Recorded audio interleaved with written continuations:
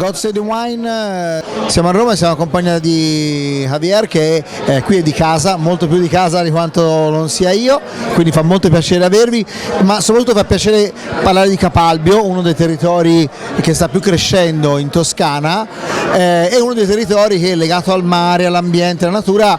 In teoria in questo momento che i consumatori chiedono prodotti più sostenibili, più legati all'ambiente, dovrebbe avere più richiesta, è vero? Cosa sta succedendo? No, è vero, è vero. Innanzitutto grazie Andrea a questa serata stupenda qui a Roma dove si vede già questa ripresa, no? La strada è un formicolio di tantissime persone, quindi la ripresa c'è qui a Roma, c'è senz'altro a Capalbio, lo stiamo notando già da quest'estate, con una grandissima ripresa del nostro rosé anche, che è stato il nostro vino estivo, il TM, con grandissima accettazione, sempre di più il rosé nei mercati, non è solo un fenomeno degli stranieri ma sempre di più un fenomeno che seguono gli italiani.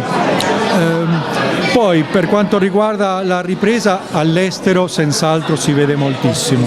Sì. Il vostro mercato principale cosa sono? Stati Uniti oppure?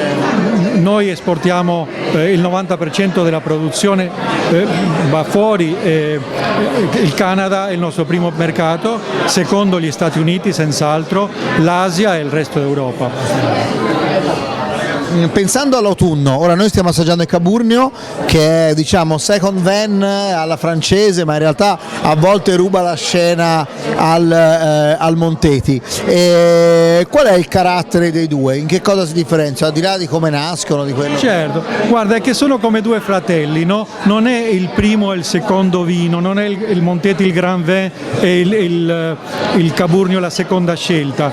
Sono due vini completamente diversi, anche se seguono la stessa filosofia, il stesso gusto nostro aziendale, però il Caburnio noi lo vogliamo sempre più fresco, più immediato, è il nostro vino che guarda verso il mare, no? Quindi rappresenta la macchia mediterranea. In questo senso adesso che arriva l'autunno è un vino molto versatile che si abbina perfettamente con i piatti della stagione.